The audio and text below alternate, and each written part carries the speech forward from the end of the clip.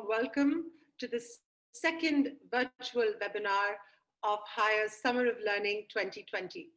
My name is Pallavi Dwivedi and I'm the founder of Highr. Highr is a teacher professional development and evaluation company, and we work with schools and educators around the world to ensure that quality teaching reaches every classroom. And the Summer of Learning is an effort in precisely that direction to help all of you upskill, upgrade, and move on to the future of teaching and education and go to your classrooms once schools reopen with renewed understandings, newer habits, newer ways of teaching and learning. The Summer of Learning is offering webinars and certification workshops for the entire month. And you can all sign up for topics that you all find interesting and embrace all the pedagogical changes that are to come or that have already set in. Every week in the Summer of Learning, we focus on one specific aspect of quality teaching. And this week, we've been talking about planning. So let me start by sharing my screen and introducing our panelists to all of you. Here we go. Before I do that, I wanted to set out a couple of housekeeping rules for us as we go into the workshop. During this webinar, the panelists can't see you. We will not be using the raise hand feature in this session, so please don't raise your hands. Please only use the Q&A option to ask questions. This will help us find your questions faster. Use the chat box for general observations, for sharing, for appreciations, and for putting out your ideas and observations. Questions that land up in the chat are a little difficult for us to look at, and therefore we may not be able to answer them. So whatever questions you have, please keep them in the Q&A. We encourage a lot of healthy debate, a lot of ideation, a lot of sharing of knowledge and thoughts, but we request all participants to use the chat box with discretion, to be kind and to be courteous at all times. Webinar recordings and PPTs will be made available to all participants. We do send out emails to all those of you who have registered. We send out emails with the webinar recording, as well as all the panelist presentations and resources. This is also available on Highr's website, as well as on our YouTube channel. I'd like to clarify that we don't offer any certificates for our webinars. Our webinars are open learning events. Only our workshops come with certificates, and therefore we are able to not provide any certificates for our webinars. I'd like to start out by introducing our panelists for today. We have with us Ms. Divya Kapoor. Divya is the headmistress of Pragyan School at Greater Noida. We also have with us, all the way from Accra, Ghana, Alpana Mukherjee. Alpana is an IBAN leader. She is also the head of the secondary school at the Al Rayyan International School in Accra, Ghana. She is also their IBCP coordinator. Joining us today from Nepal, we have Umesh Shrestha. Umesh is a learning experience designer at the King's College, Nepal. And he has been spending a lot of time designing some very interesting workshops for teacher upskilling and teacher education. So we look forward to listening to all our panelists and to getting their insights on what they think is the importance of planning.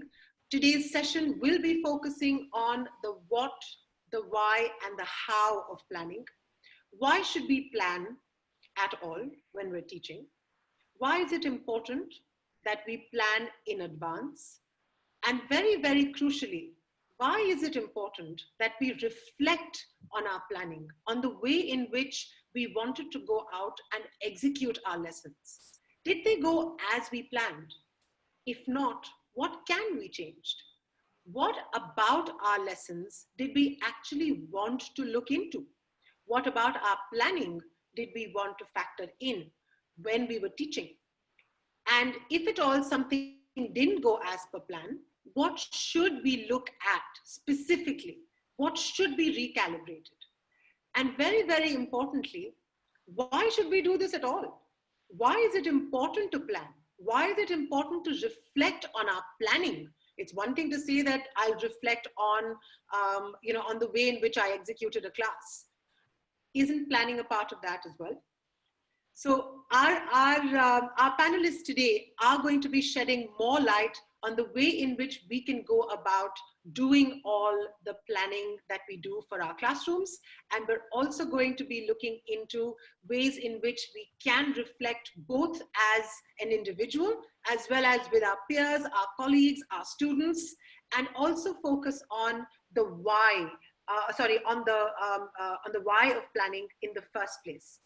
So with that, I'd like to stop sharing my screen and hand over to our first panelist for the evening, Divya. Divya, over to you for more. Thank you so much, Pallavi, and thank you for setting the stage for this evening. Good evening, everyone, and welcome to this session of Highr. And I would, at the first and foremost, like to thank the entire team of Highr for organizing these summer camps, summer boot camps for all of us, because this definitely is giving us an opportunity to be with each other, learn from each other, and share our experiences with each other. So on that note, I would like to start with the presentation today. And just like Pallavi has mentioned, we're looking at planning. So if we come to think of it from a few months from now, I don't think any one of us had ever thought that education could change into what it is today. So thanks to the COVID-19, we have been able to take an entire leap of years in the education system. And now the way we are taking our classes, it couldn't have been imagined from a few months from now. So not any time more than ever, it is important that we start reflecting on our classes. And my today's presentation is on three key concepts, three key themes. What is reflection? The process of reflection, and finding yourself through reflection.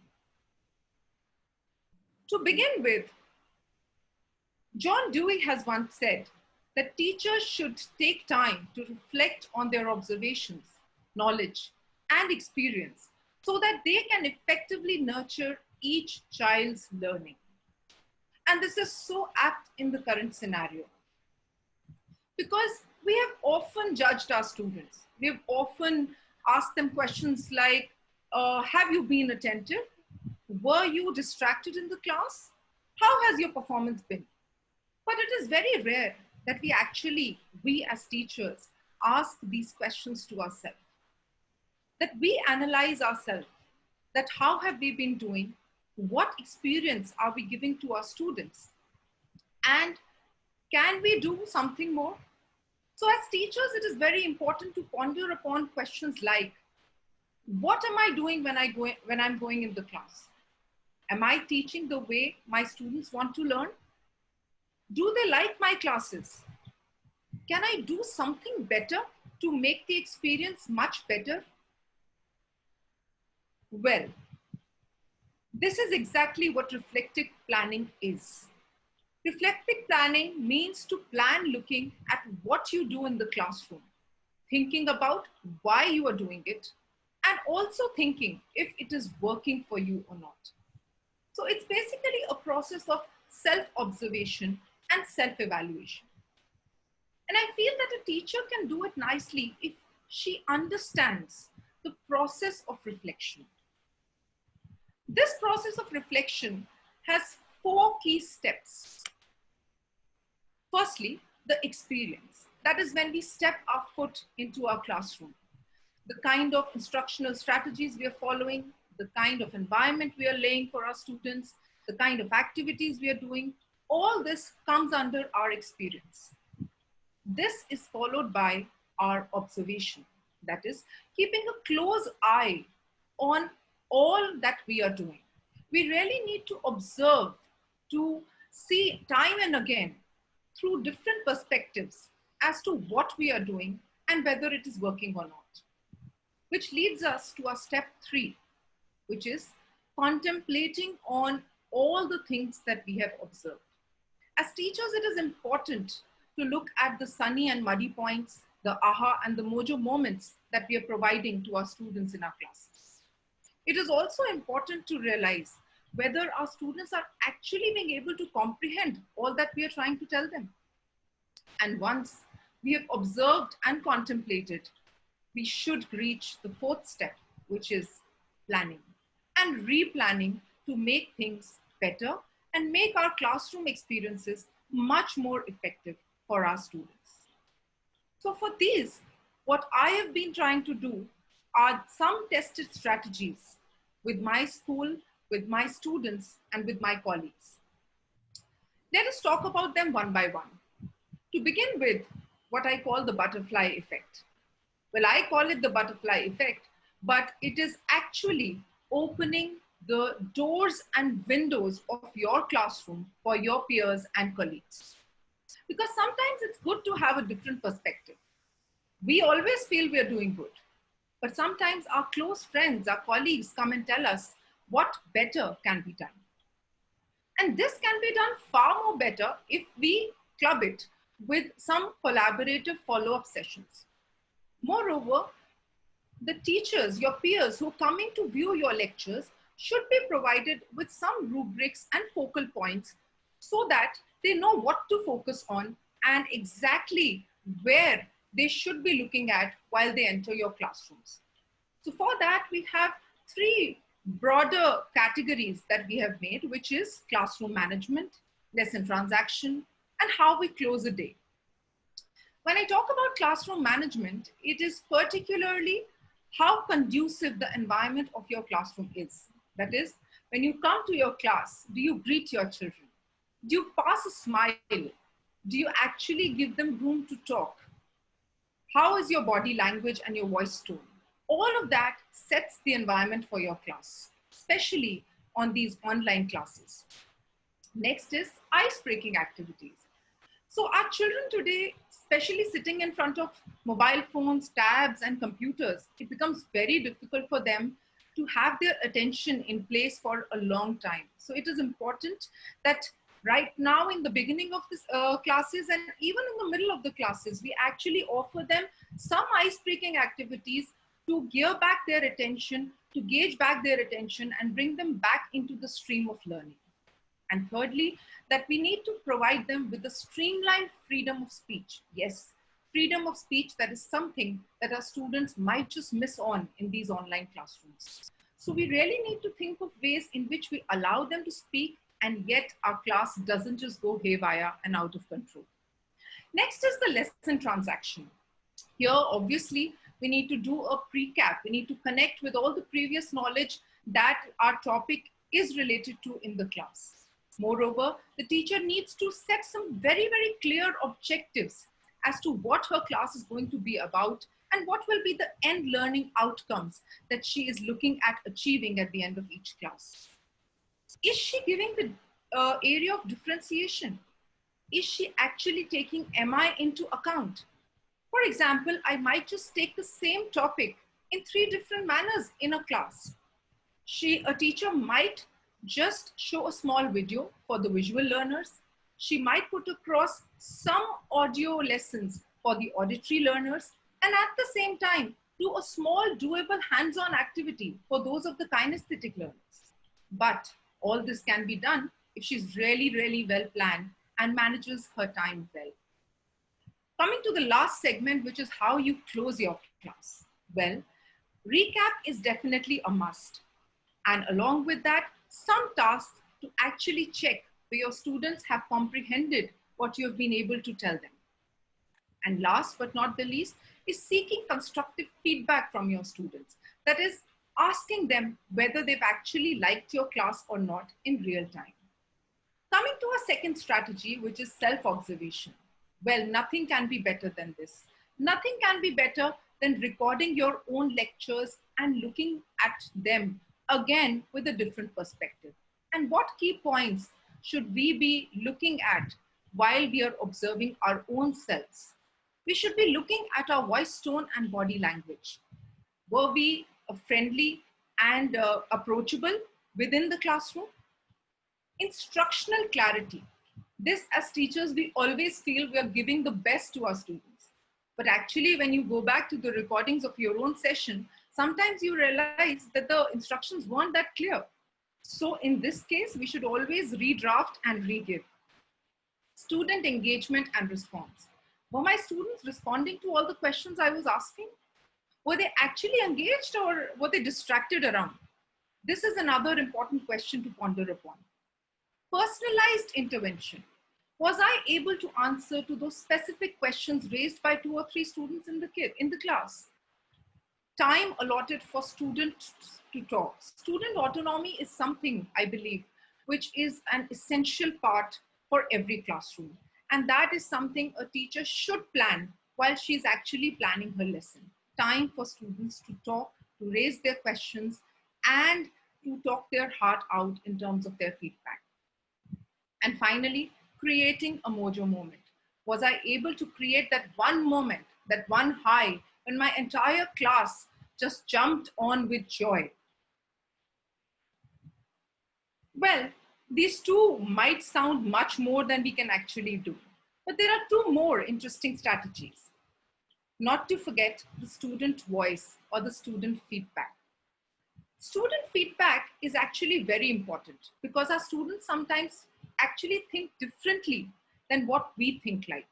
And so it is important to ask them through different mediums, different modes, and at different times as to what they feel about our classes and how they feel we can make it better for them. This can be done in both asynchronous as well as a synchronous mode. In an asynchronous mode, we can use the tech apps and tools, including Google Forms, Flipgrid, and Padlets, where students can come and share their feedback with their teachers. And in a synchronous mode also, like I've said earlier, we can actually, as simple as that, we can form a Google Doc and post a question to our class. Anonymously, each child can go and write their response. Questions like, what was one interesting thing in today's class? What did you not like in today's class? How would you want the next topic to be taught? So all these are some interesting ways of taking student feedback. Moreover, it is important to take student feedback regularly at the end of a class, at the end of a lesson, and at the end of a unit. Last but not the least, student performance also speaks a lot. So when we are testing and evaluating our students with various assessments like we are doing these days, these assessments tell us the strength areas, the areas of weakness of our students, and also let us know about their learning needs and abilities. Once you know how a student is, what topic has he been able to understand, what is his weakness, and how he would want to learn something, it really, really helps you in deciding an effective remediation strategy for the student so that that topic can be taken up again, which he or she has not been able to understand. Well, once you have done all of this, it is important that these reflections that we have gathered should be utilized to plan again, to reflectively plan again through redrafting and redoing, rephrasing and repeating things for our students in the classroom, revisiting and responding to our students' doubts, relearning and retesting their concepts, and finally, researching on what worked and what did not by recording our experiences. On this note, I would just like to say that if we follow these 5 R's, we can make our classrooms much more effective for our students, because then it will actually help our students engage, explore, evaluate, and elaborate on all the concepts that we have taught them. Thank you, and keep reflecting.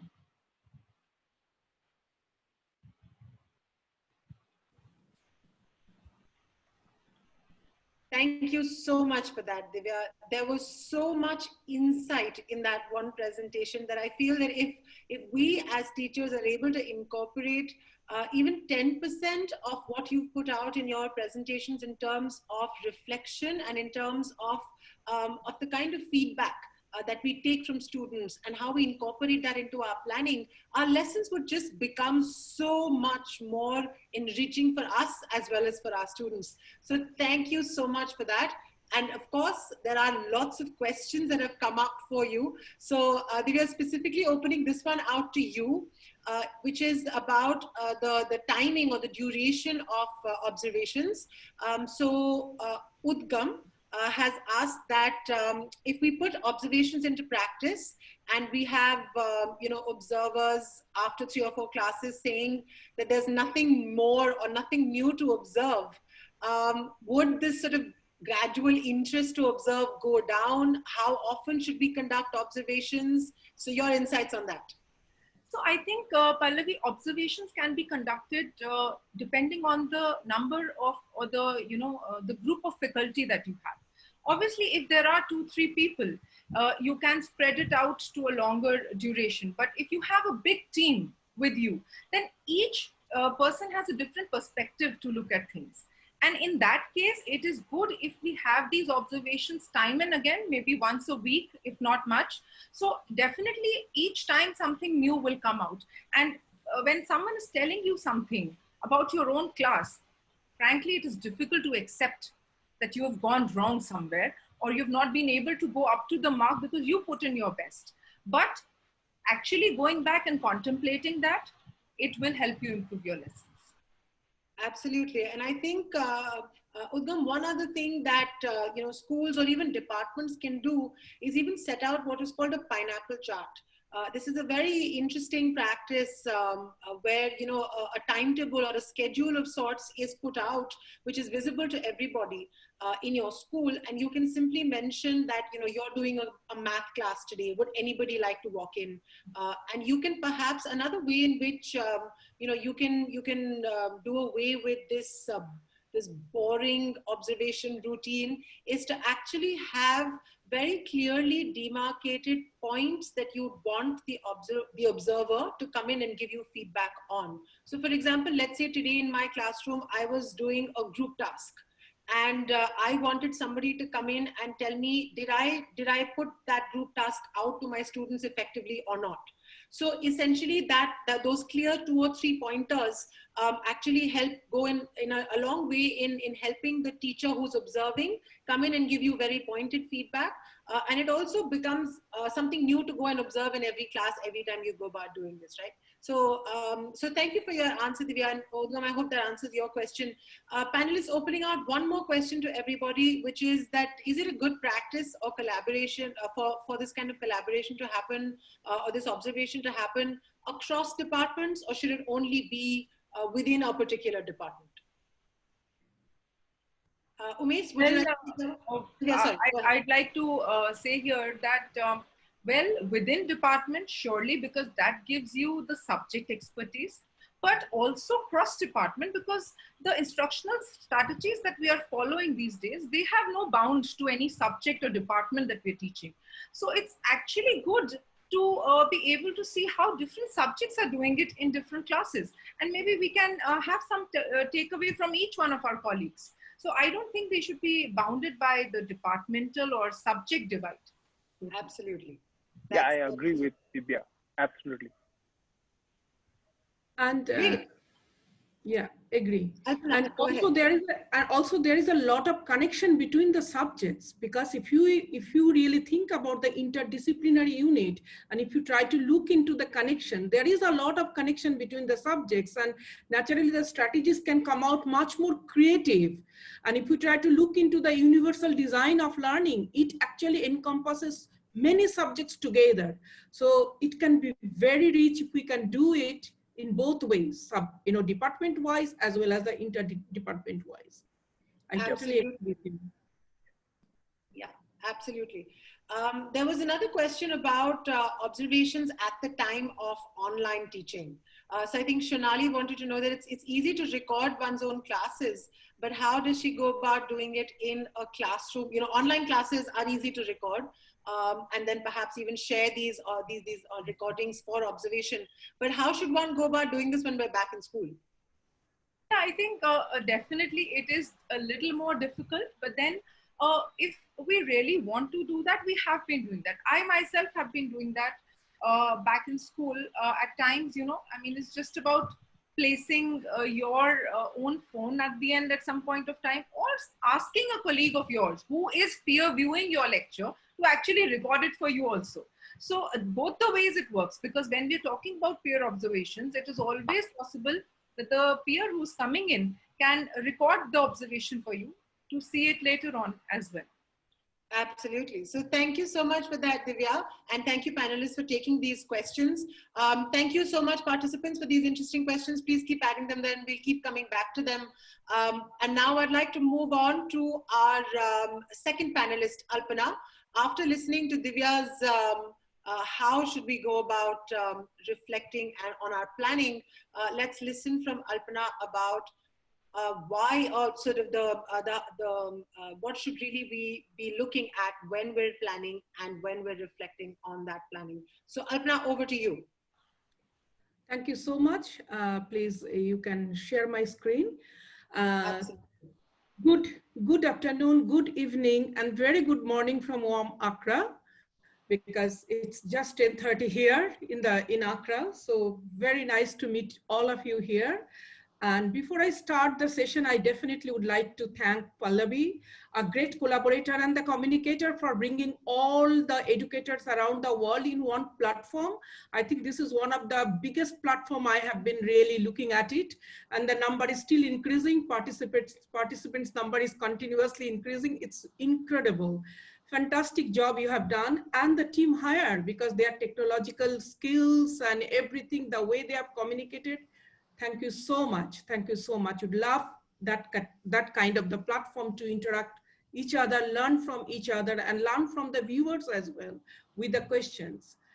So basically, my focus in this session is the concept-based inquiry model and classroom engagement. And in that particular model, actually, it is kind of the way Divya has explained. It is also a continuation of the same thing, means what we do, how learning should look like in the classroom. And when we want the learning, which is visible learning, which is most important component of these days, what are the different domains of learning we need to really look at it?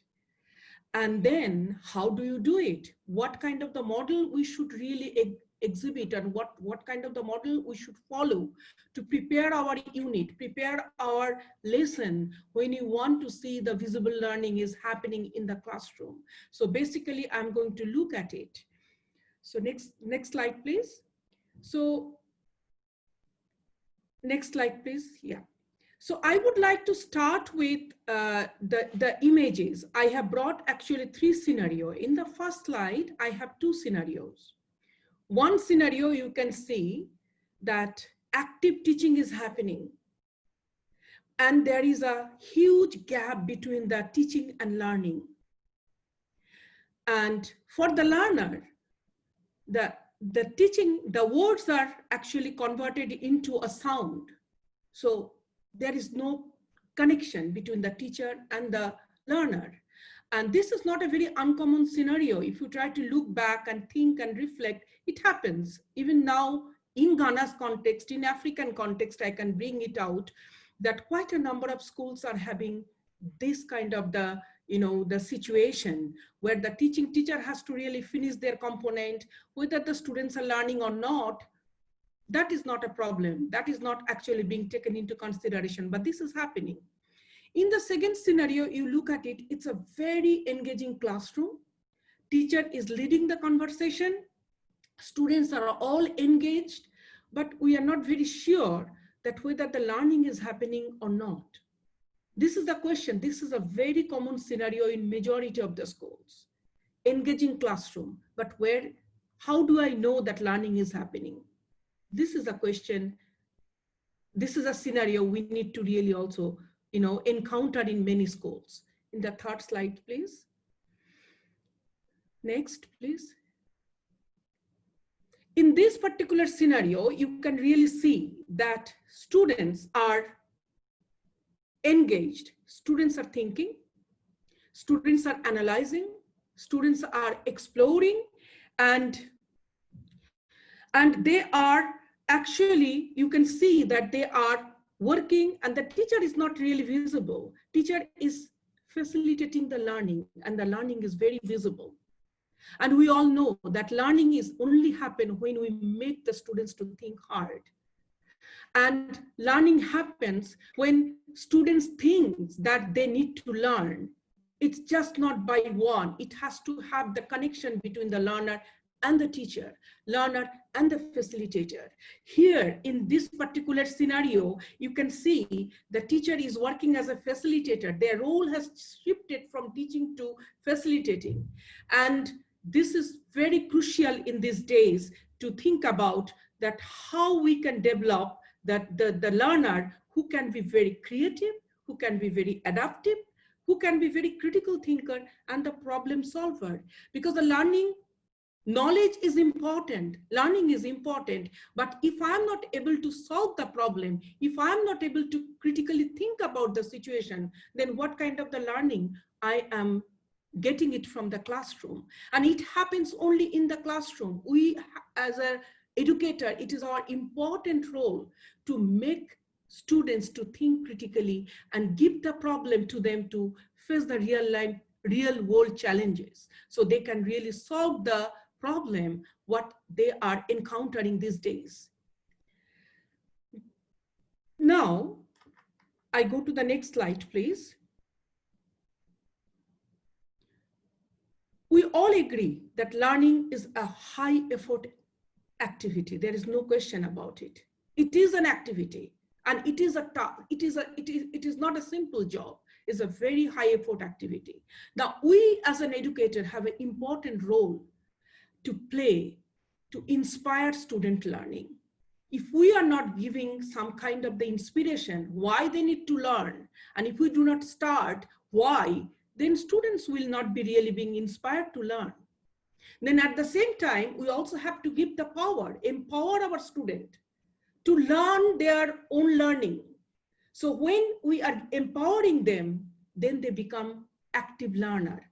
We also have to play an important role in the classroom, how to empower our students to become an active learner.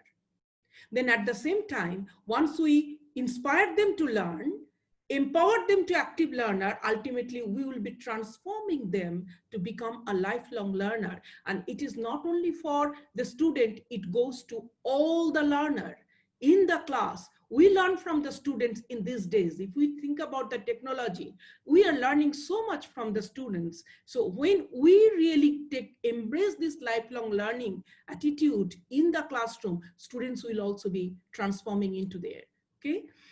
So we can do everything in the classroom when you really understand the other domains of the learning. There are 3 domains of learning which Anthony Bloom in 1965 has already talked about it. The first domain of learning is the cognitive domain of learning, which is the knowledge, application, analysis, comprehension, evaluation, and it is happening in all the classroom, everywhere in the classroom. Basically, we are giving the knowledge skills. Now look at the present scenario. Knowledge is available everywhere, everywhere. Students do not need to wait for teacher to say, but the students go beyond the classroom. The knowledge is everywhere. They can just push a button, they can get everything, whatever they need to know. But at the same time, our job is to look into the other 2 domains, the affective domain. This is very crucial in these days. In this technology, in this particular 21st century learning, this domain, we consider it as a very important domain, that is an affective domain. This domain actually focuses on the state of mind, the motivation. Are we motivating the students? Their attitude towards the learning is one of the most important factor to consider when they need to learn something.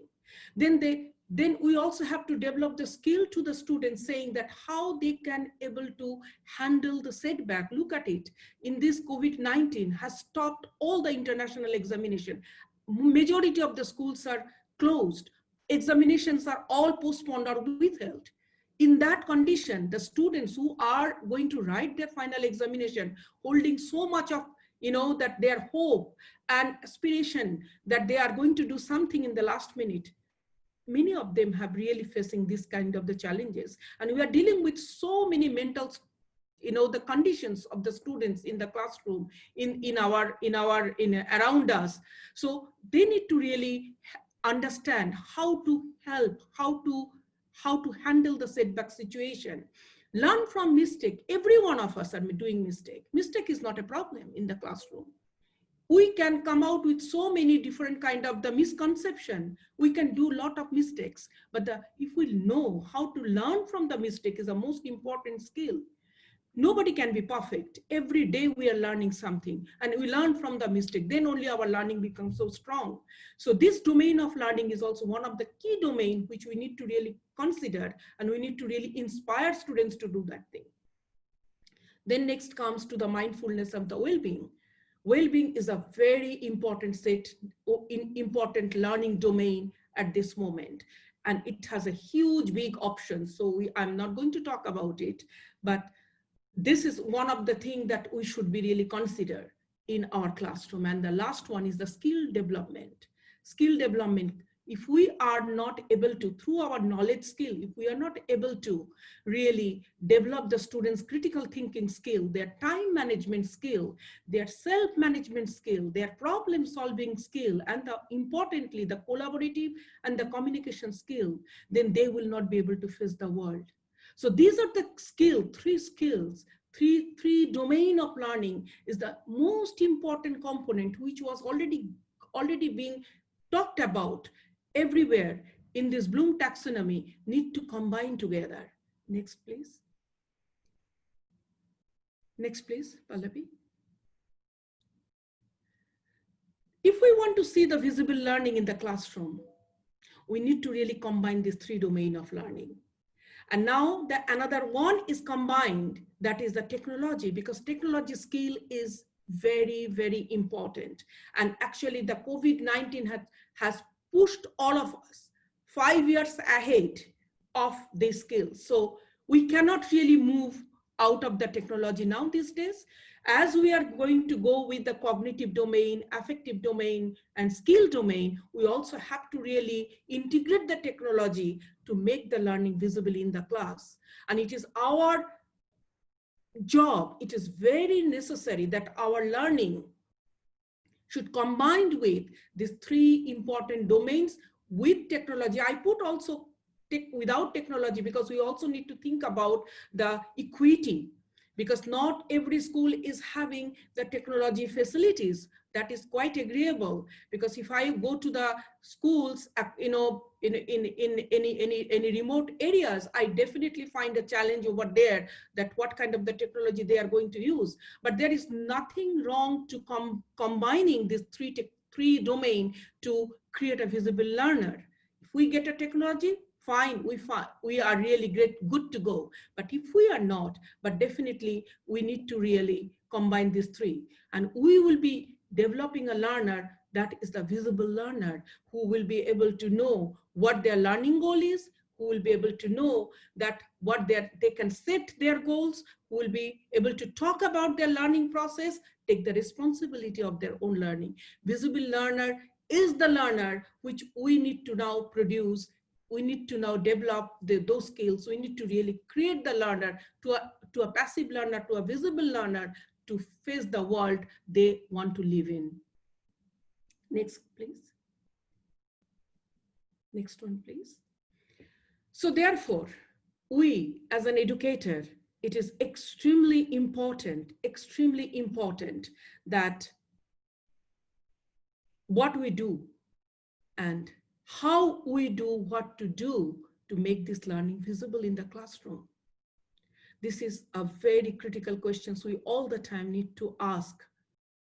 And there are different kind of the model we are using. in our school. So one of the model we have adopted in our school that is called concept-based inquiry model. This learning model has a beauty. The beauty of this model is that it is coming from the student's thinking, and based on the student's thinking, the teacher is acting on that. So here in this model, student is the center of the learning process and teacher is facilitating the whole learning process. And it is divided into two parts. One part is the inquiry-based learning and another part is concept-based learning. In inquiry-based learning, this particular area, it focuses on active questioning. We need to really allow the student to question. Questions coming from different sources. It can be what they know, it can be what they are going to explore, and it also can come from different kind of the factual questions guided by the teacher. So this inquiry-based learning is basically focuses on the questioning to drive the learning. Then it goes to the concept-based learning where the focus is going to be the transferable understanding, what they have learned, how they can organize their learning, how they can, their understanding can be, focuses on how to organize their learning. When we combine these two components together, we develop this model, concept-based inquiry model. Next slide, please. Next one, please. This model looks like this. It is a cycle, and this cycle has 6 phases, and all the 6 phases are surrounded by one circle called reflection. And when we actually use this model, we need to focus one most important thing, that identify what students need to understand and know, and be able to do that at the end of the unit. Any unit, when we are going to plan, we need to really focus on that, what students need to understand from that unit, what students are able to do in that unit, and what they know about the unit. Once we consider this unit, then we break down that part into 6 phases. The first phase is the engage. And in this particular phase, we plan, in our school, we plan different activities. And these activities provide some guiding questions about the unit or the topic we want to talk about it. And the questions to be guided by the teacher to spark the students' actually motivation. And then we allow the students to inquire about, bringing the different type of the questions. And through that particular process, we also, as a teacher in the class or the facilitator in the class, can assess the students' prior learning. We let the students to reflect what they know about the topic. They will gather various type of the questions. Sometimes they can also bring some kind of the related questions with the topic. And sometimes they can also bring unrelated questions, but we encourage them to bring everything, because that is the phase we have to really make sure that every one of them are engaged. We do not discourage the students at this phase. No, this is not right. No, this is not wrong. This is great. This is the right question. No, any questions, whatever you have in your mind, what you know about the topic, everything you bring together, put it in a basket. So the moment the students end, the bringing all the questions, possible questions and possible inquiry in that particular phase, then we move them down to the focus stage. The focus stage, actually, this is a critical stage as well. This is the stage the students will be forming the concept. This is the concept formation stage. And here, the teacher will be playing a little role to offload all the misconception and the unrelated questions which student has gathered during the engaging phase, and focus them, guide them to focus the topic related question. So that's why we use the conceptual lens. So we are using a lens. Through that lens, the students will be focusing all the questions related to the topic. Once this focus stage, the students can form a kind of questions which relate to the topic. We then move them to the next stage called the investigation stage. The investigation stage, in that case, in that particular stage, students will be exploring the questions formed in the focus stage. Students will be extending their ideas and collecting the data, information, the facts from various different kind of the sources. It can be given by the student, it can be given by the teacher. Also, the students can also explore in that investigation phase. This is also kind of the free form, open for the students anyways, but the teacher will be consistently behind them to guide them so that they don't get off the track.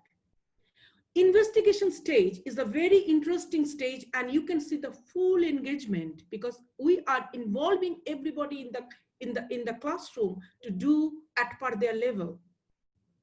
Once they collect and gather all the different kind of the data, then we move them to the organize. This is the most important thing because we can have a lot of ideas, because these days it's very easy for all of us to get confused with the loads of information. Look at the COVID-19, what kind of the informations we are getting it from the social media. But organize all the ideas in a right track is the skill. And this is the skill as an educator we have to give them. And this, excuse me, anything wrong? Reminder for time. So the organized stage, the students will be organizing their all ideas, and then they move to the next stage called the generalization stage. This is the critical stage because they are from whatever the way they have organized their data, they form a conceptual understanding. They form a conceptual question. Once they get the conceptual questions, then they will explore more and relate their understanding and the concept with the new situation. They are going to connect to the different kind of, the real life situation. So they will be connecting their understanding with the real life situation. Next, please. Next slide, please. So now I'm ending almost. This is my last part. So before considering this particular conceptual understanding in the concept-based inquiry model, we need to really consider one thing. We have adopted that particular model in our school because we are exclusive school, inclusive school, and we include all different kind of the learner. And in the classroom, we have found out that it actually covers all ability group of students. It is highly inclusive. Some students can do better, some students can do not as fast as the others are doing it, but we found out that all students are the conceptual learner. Now, I would like us to take a little bit of a moment and reflect that how this concept-based inquiry model resonate with you, and based on your experience in the classroom, what is familiar and what is unfamiliar to you.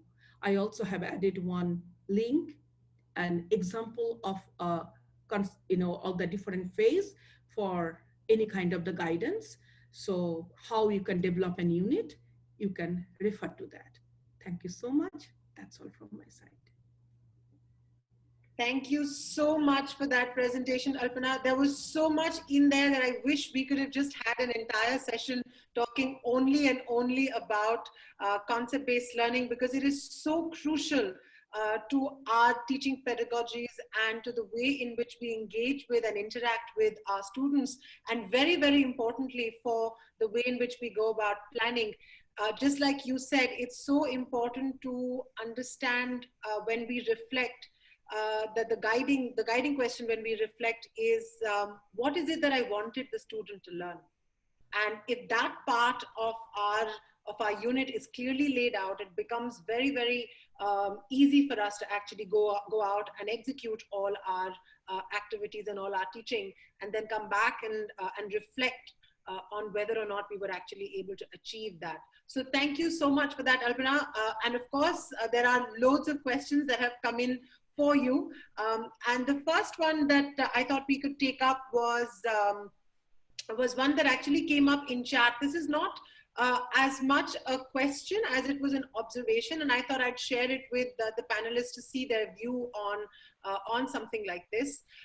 A lot of the times, you know, when concept-based inquiry, when we look at concept-based inquiry, introducing that to parents becomes challenging, because parents are actually less interested in the process and more interested in the results. So how do we break that down to parents, and how do we bring parents on board when it comes to concept-based learning, and also talking to them a little bit about the importance of concept-based learning over marks and assessments? So panelists, your thoughts on that? Yeah, that's a challenge for all the schools when you start introducing this concept-based inquiry model. It's not an easy task, but actually you need to really also understand that performance is one side, learning is another side, because we cannot really mix up these two things. And if we do not learn, whatever the best performance I have, I will not be able to face the world. I can be a very high scorer. I got A stars in every subject, but when it comes to the real life situation, I am not able to apply. And if the students are not able to apply an application processing all those challenges, it cannot happen just in one day after getting the results, then I will make my life. It doesn't happen.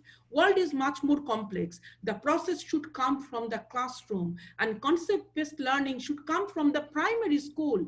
Young children, the moment they know this is the process, they can connect all the dots. They don't need to learn the physics separately, chemistry separately like that. If they build their skills, then automatically you give them the content, they will be able to connect the dot. So this process these days, we need to really convince the parent that how important it is.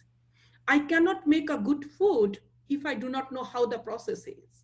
So everything relates to that, and it is a technique. We have to really do that. Absolutely. Thank you so much for that, Alpana. Divya, you wanted to add to that? Yeah, I think Alpana has just summed it up beautifully. And I would also like to add on here that, you know, the world is changing, and we do not actually know, like we did not know what is happening now. We do not know what's going to happen 5 years down the line. And so we need to prepare our students for the unknown and the unknown challenges that they're going to face when they actually step into the world and get into their careers or move into more complex areas out of school.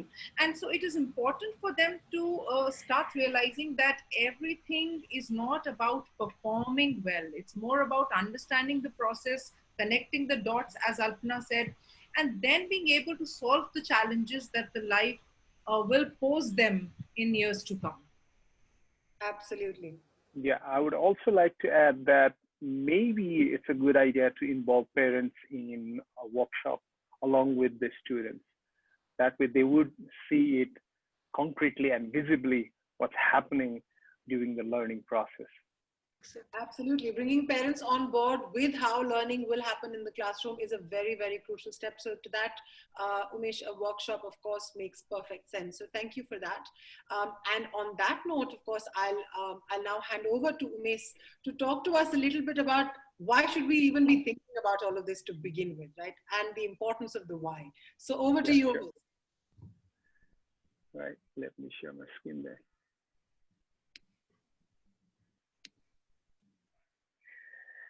Yeah, thank you everyone at Highr, and thank you, Pallavi, for this wonderful opportunity to share my experience and a little bit of story about why reflection is such an important process for every teacher. My name is Umesh Shrestha, and I'm learning experience designer at King's College, and I'm also heading a small department for teachers empowerment. We call that department Empowerment Academy, so that we try to help teachers become better. So today I'm going to share with you a story that really is hurtful. So yeah, this is the slide I want to start with, but I'll come back to this slide a little bit later because I want you to keep guessing what's coming. Yeah, and like I said, this is a small story about how I started my teaching journey. I started in 2008, and the first 2 years of my teaching, when I recall and when I reflect back, it was one of the worst experiences ever. During those time, I was massively underprepared teacher. I went into teaching without any teaching experience and any teaching certificate. And it's very possible in Nepal that in private schools you could join if you have a very good English speaking skill, not even writing skill, just English speaking skill. You can join any private school and start teaching.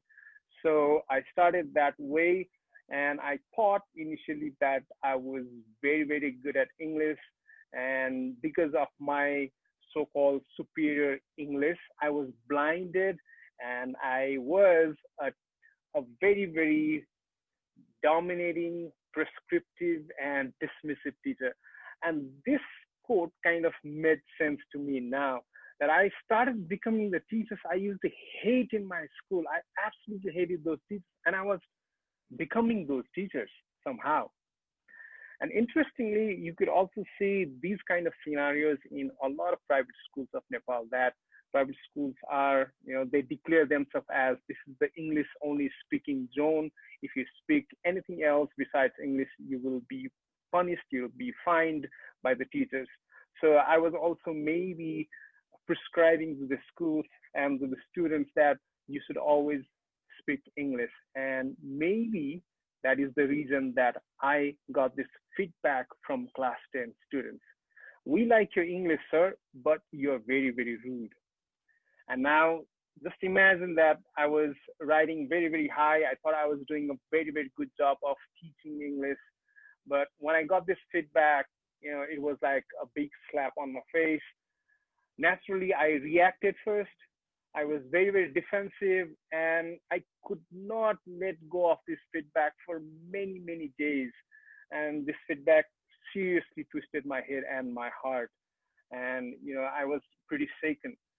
But I have to be thankful for this feedback, because without this feedback, I would not have even dared to reflect on my teaching, even dared to question what I was doing as a teacher.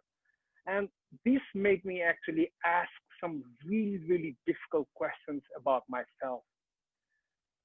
And yeah, that made me go into the journey of self-reflection.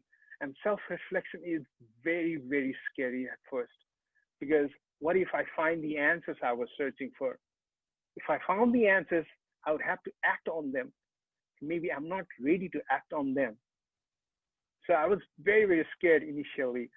But yeah, all these years I've been now trying to be a reflective teacher, and I hope that I have become a little bit of better teacher along the way. And I don't know, maybe, but I have kept a self-reflection diary as an evidence that I've been improving a lot. I've been changing a lot. Hopefully I have become better. Hopefully the students will say it. But today I'm going to share, along this story, I'm going to share with you a small framework that has helped me along the way to go on this reflective journey, right? It's very easy to say that, yes, you need to reflect. Yes, you need to be self-reflective, but a lot of teachers, they are lost in asking, like, where do I start reflecting? How do I start reflecting? So I'm going to share with you this very helpful framework. This framework will look very familiar to you. I'll also share where I got inspiration for this framework.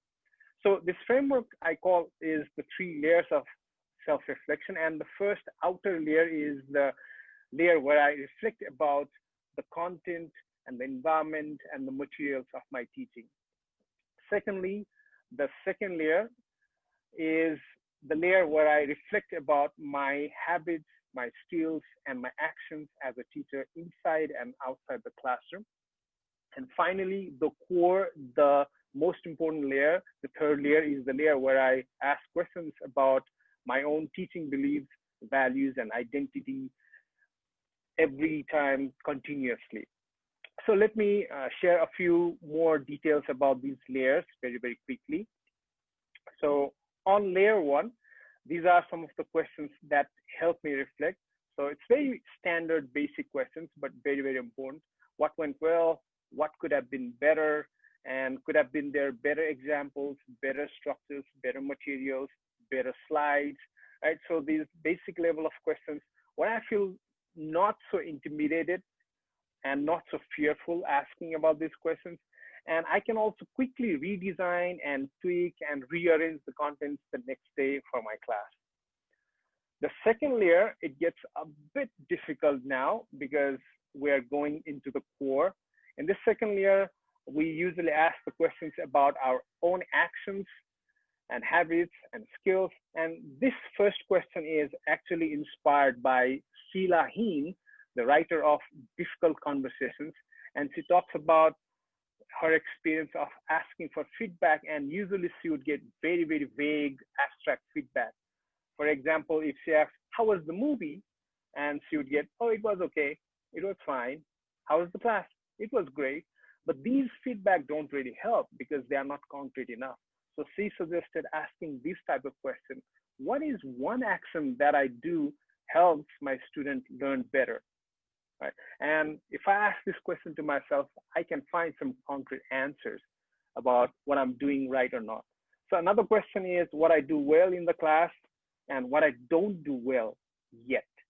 Now, I'm sure you must have heard the name Carol Dweck. I read an article by her, and this yet is also inspired by her. She suggested that if you put that word yet at the end of this negative kind of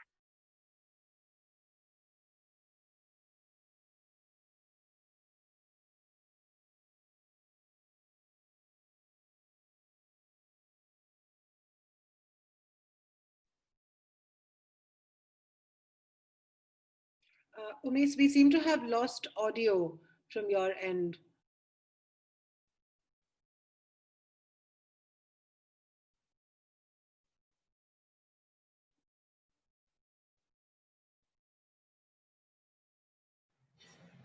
Can you hear me now? Yes, much better. Thank you. Hello, B. Yes, Umesh, we can hear you now. All right. So the third question we want to ask is about our own habit. And these three things, key words. What should I be learning, unlearning, and relearning? And let me quickly share you an example of one of my unlearning moments. So this is actually a question for every one of us, and I would like to ask our panelists to participate, okay? Help me out here. So you are a teacher, you're teaching in the classroom, and suppose you throw out a question to the students. What are the 4 P's of marketing, okay? So I ask you the question, and please guess. In average, the teachers respond to their own questions in how many seconds? 10. Yeah, I guess 10 to 15 seconds. Wow.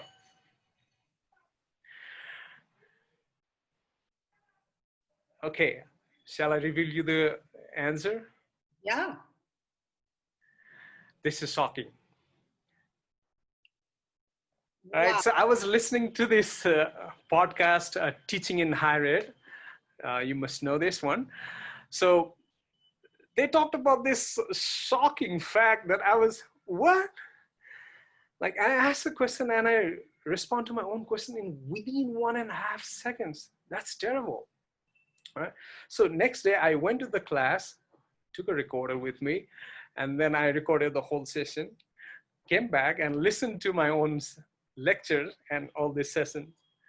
And I was really, really shocked. Yeah, I was answering to my own questions, maybe within 2 seconds, maybe within 3 seconds. Now I asked, why wasn't I allowing the students to form their own answers? Why was I feeling so awkward and maybe fearful of the silence? Why did I interrupt in the students' construction of the knowledge? And these questions help me kind of unlearn my habit that I should let the students, work on their knowledge or construction of knowledge, and I should be, I should keep my mouth shut, basically. So they talk about this 8-second rule in the podcast. So what they say is ask a question and then start counting for 8 seconds in your head. Usually it might not be even 8 seconds that students would start answering the question. But what I also do in my class is like I prompt my students that, hey students, whenever I ask you questions, please don't answer right away. Don't blurt out, don't raise your hands, just keep silent. I'll give you a signal and then only you can share your answers. So that way I make sure that the students are not interrupting with each other's constructions of knowledge. So this one was a major unlearning habit for me that I wanted to share with you guys. And the third layer is the most dangerous layer, scariest layer, because we're going to ask a few difficult questions here. The first question is about your core values as a teacher. What are the values that you really, really hold on to? And do you actually demonstrate that values in the classroom with the students, with the teachers, with the parents? For example, if you say you value transparency, are you really transparent in assessing the students' knowledge? Maybe you say that you are very hardworking. That's the value you want to see in yourself and the students. Maybe you say, I'm very passionate teacher and I hold passion as the value. So we need to ask ourselves these questions. What are my values and what are the evidence of those values? Right? Similarly, the next question is about the beliefs that you have about teaching, learning, and students. So do you believe in student-centered teaching? Do you believe in constructivism? If yes, what are the evidence? Where's the proof? Right? And also, what kind of belief you hold about the students?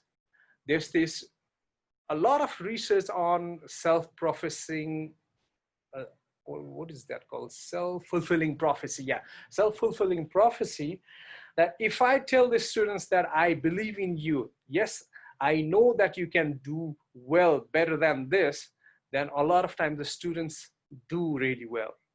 So what kind of belief do you hold? Do you think that the students don't do well in maths, especially the girls? Or do you hold that value or belief that the students can do, right? And the last question is about who you are as a teacher. What's your teaching identity? So if you think that you are a passionate teacher, what is the evidence? Do you really go out and help other teachers? Do you continuously try to seek professional development? What do you do to prove yourself that you are a passionate teacher?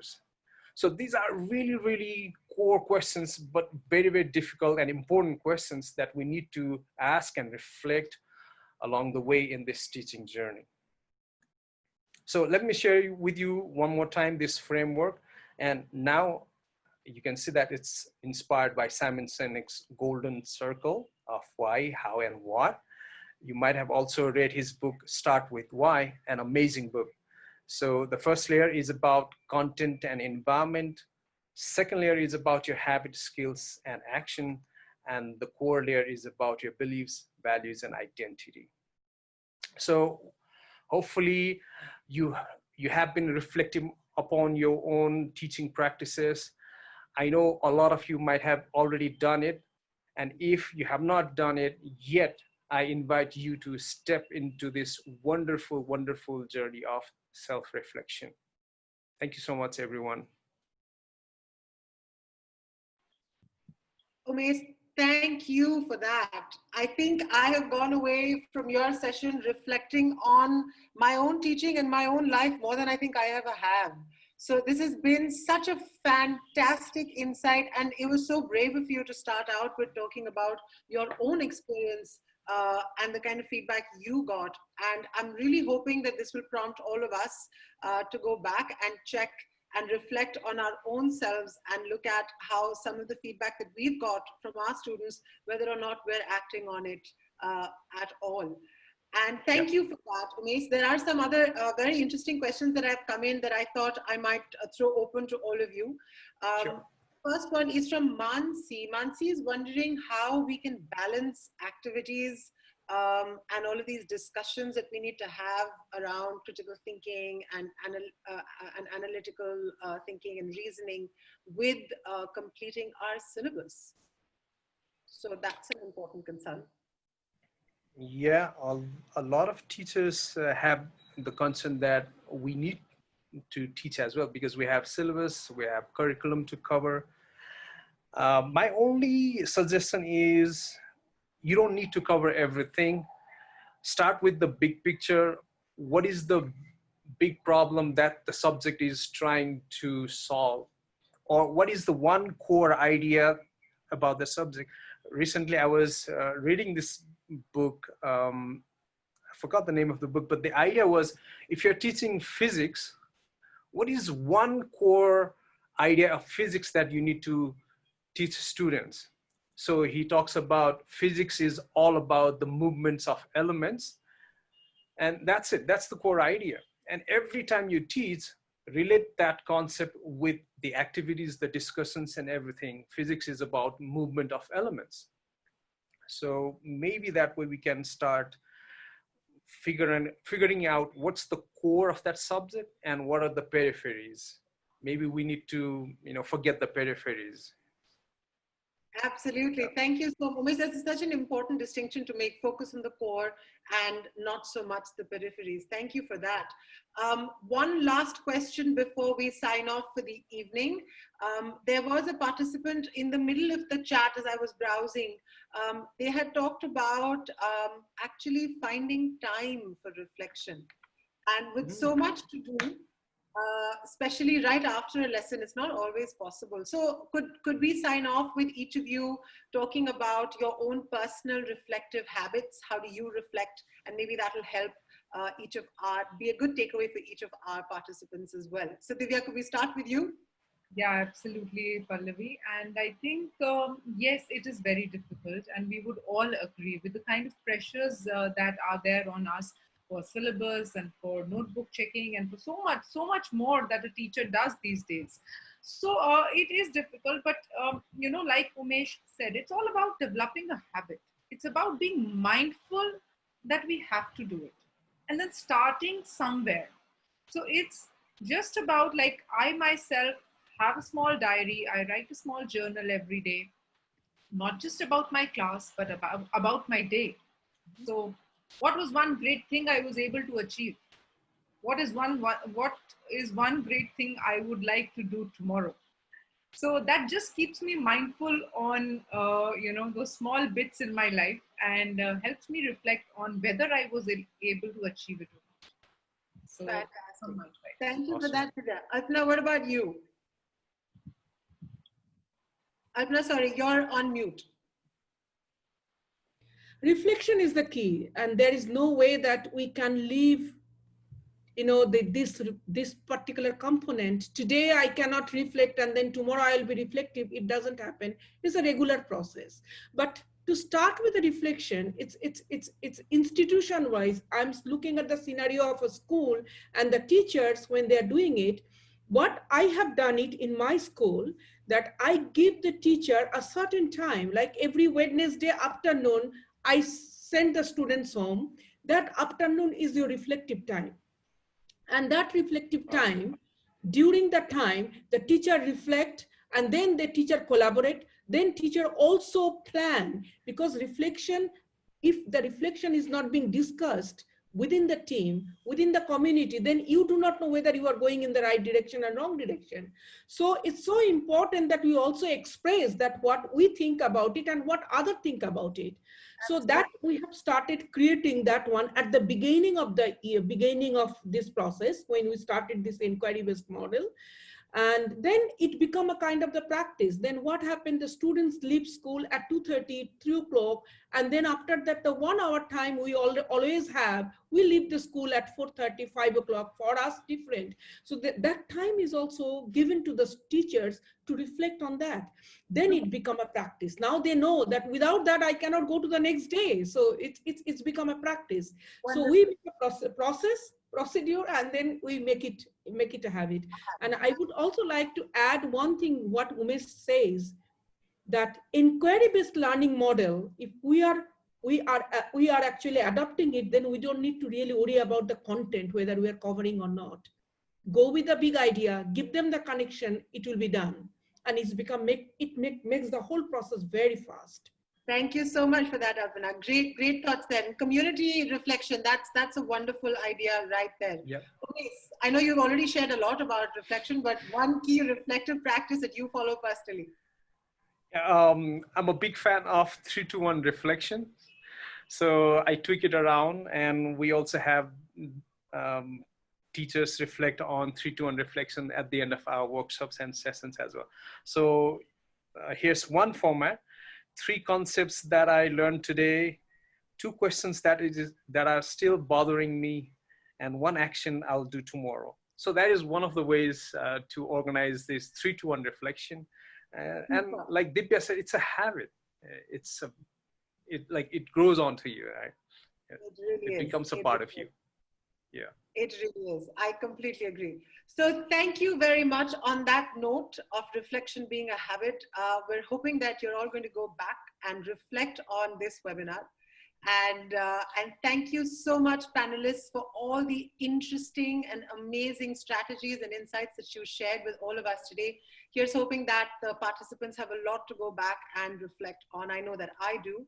And participants, we will be, like we said, sharing the emails, emailing the presentations for today's session with all of you, as well as the recording. This will also be available on Highr's website and our YouTube channel. Don't forget to tune in next Monday for our next webinar, which is going to be on tech integration for math and science. So using tech for math and science specifically. So looking forward to seeing all of you next week as well. And once again, panelists, thank you so much for joining us. Have a lovely day ahead. Bye, everyone. Thank you. Bye, everyone. Thank you so much.